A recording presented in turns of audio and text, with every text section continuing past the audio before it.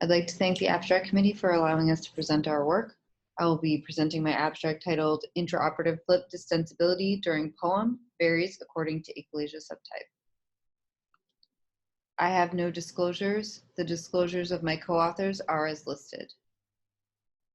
Achalasia is a rare neurodegenerative esophageal motility disorder that's characterized by manometry, by abnormal peristalsis and a non-relaxing lower esophageal sphincter. Current treatment modalities include pneumatic dilation, seen on the far left, Heller myotomy in the middle panel, and per-oral esophageal myotomy or POEM, as seen on the far right.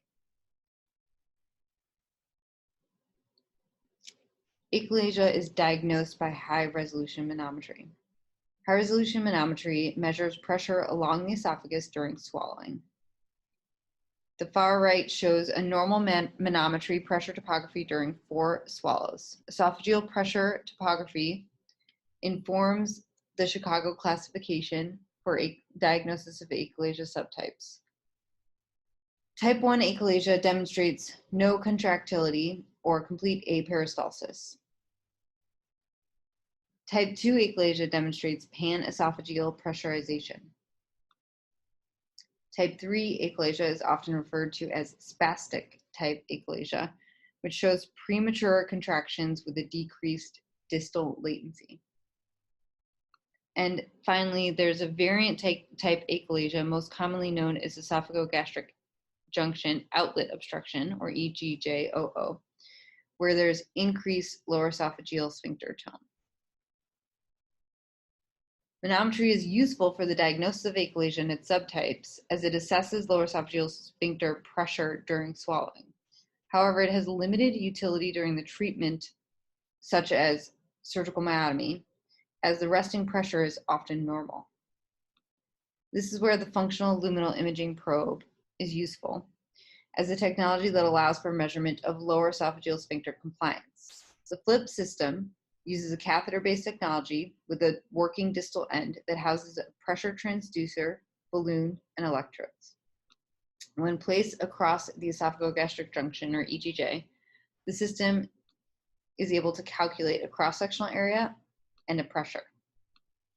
And it is this cross-sectional area over the pressure that generates a measure of compliance known as the Distensibility Index, or DI.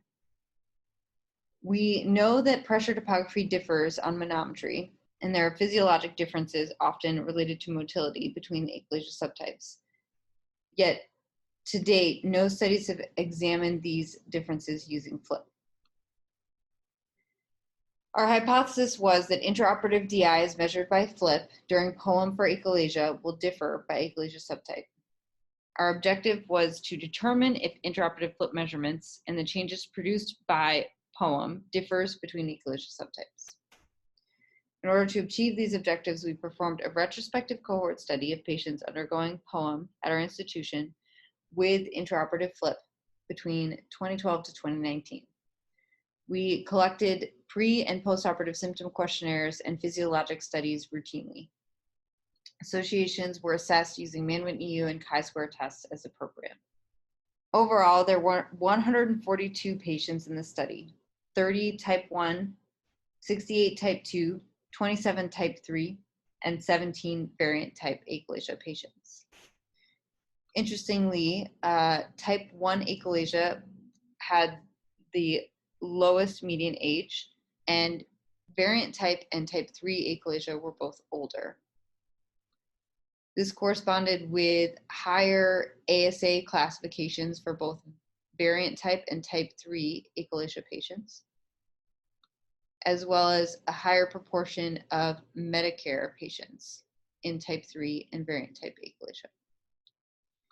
Interestingly, variant type achalasia were more commonly to have had a prior treatment before POEM, most commonly with Botox injection.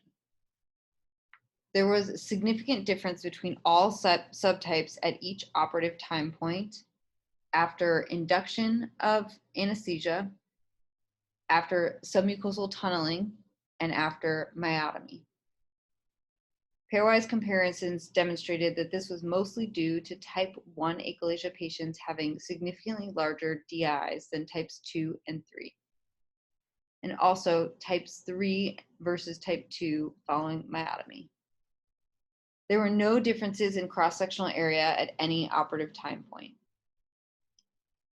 Therefore, pressure was driving the differences seen in DI by subtype. Type 1 achalasia patients were significantly lower than all other subtypes at each operative time point, and type 3 patients were significantly higher than type 2 at all operative time points. When assessing absolute change in flip measurements between operative time points, it was notable that type 1 achalasia patients had the largest overall change in Distensibility index, while type 3 achalasia patients had the largest decrease in pressure at the end of the operation. In summary, intraoperative flip measurements differed significantly by achalasia subtype, and these differences in DI were largely driven by changes in pressure. Absolute change was largest in type 1 patients, but type 3 patients had the greatest change in pressure. Interestingly, there were differences in demographics by cohort, with type 3 and variant type achalasia patients being older, more medically comorbid, and more likely to be on Medicare, and type or variant type achalasia patients being more likely to have had prior treatment. There's some important limitations to the study.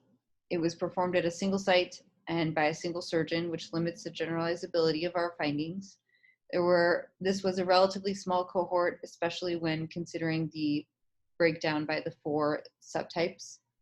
And unfortunately, we had incomplete clinical and physiologic follow-up for this patient cohort, which limited our ability to evaluate the predictive value of these measurements for clinical outcomes based on achalasia subtype. In conclusion, achalasia subtype should be accounted for when using FLIP and in future studies examining the relationship between Distensibility index and postoperative outcomes. Our future work may focus on obtaining more complete clinical and physiologic follow-up for this patient cohort in order to correlate FLIP measurements by subtype. We would also look to identify a target threshold DI or change in DI that may be predictive of clinical or physiologic success, again stratified by achalasia subtype. I'd like to thank my mentors, Drs. Eric Hungnes and Ezra Teitelbaum, as well as my colleague, Dr. Campagna, and then our colleagues in gastroenterology, Dr. Pandolfino and Dr. Paulson.